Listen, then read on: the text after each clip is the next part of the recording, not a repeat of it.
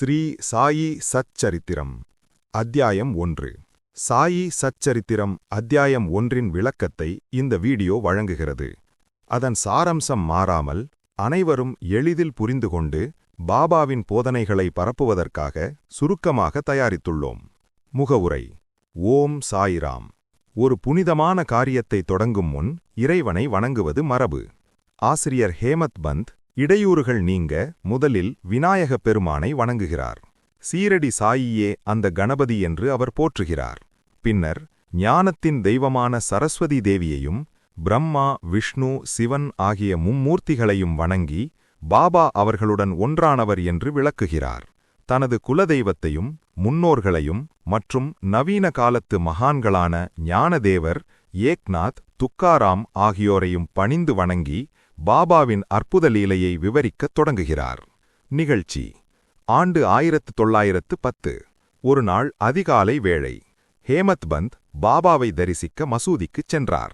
அங்கே பாபா செய்த ஒரு செயல் அவரை ஆச்சரியத்தில் ஆழ்த்தியது.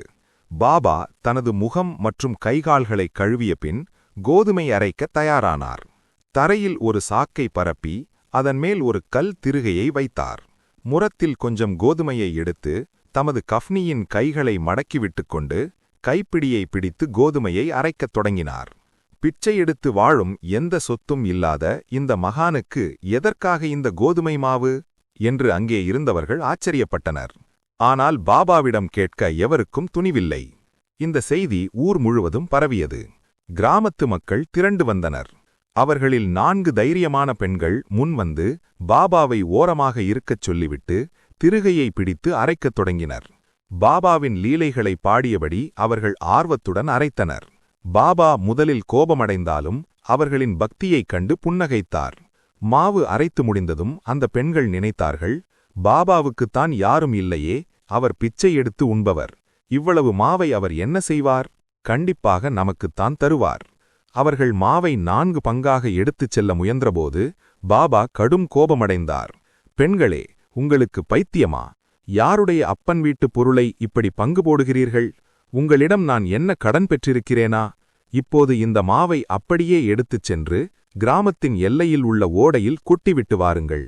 அவர்கள் வெட்கமடைந்து பாபா சொன்னபடியே எல்லையில் மாவை தூவிவிட்டு வந்தனர். ஷீரடி மக்களிடம் இது குறித்து கேட்டபோது அப்போது கிராமத்தில் காலரா நோய் பரவியிருந்ததாகவும் பாபா கோதுமையை அரைக்கவில்லை, அந்த காலரா நோயைத்தான் அரைத்துத் தள்ளினார் என்றும் கூறினர். மாவு எல்லையில் தூவப்பட்ட அந்த நிமிடமே காலரா நோய் ஷீரடியை விட்டு மறைந்தது. தத்துவ உட்கருத்து. இந்த லீலையின் பின்னால் ஒரு ஆழமான தத்துவம் உள்ளது. பாபா 60 ஆண்டுகள் ஷீரடியில் கோதுமையை அரைத்தார். உண்மையில் அவர் அரைத்தது நம்முடைய பாவங்களையும் துயரங்களையும் தான். இந்த திருகையின் கீழ்க்கல் பக்தி, மேல்கல் கர்மம். அந்த கைப்பிடிதான் ஞானம். நமது அகங்காரம், ஆசைகள் மற்றும் முக்குணங்களை நசுக்கித் தள்ளாதன்றி ஒருவனுக்கு ஆத்ம ஞானம் கிட்டாது என்பதே பாபாவின் தீர்ப்பு. கபீர்தாசர் ஒருமுறை உலக வாழ்க்கை எனும் திருகையைக் கண்டு பயப்பட்டபோது அவரது குரு சொன்னார், ஞானம் எனும் கைப்பிடியை பிடித்துக்கொள், அப்போது நீ நசுக்கப்பட மாட்டாய் என்று. பாபாவின் திருவடிகளை பற்றிக்கொள்வோம். அத்தியாயம் 1 இத்துடன் நிறைவடைகிறது. ஓம் சாயிராம். அனைவருக்கும் சாந்தி நிலவட்டும்.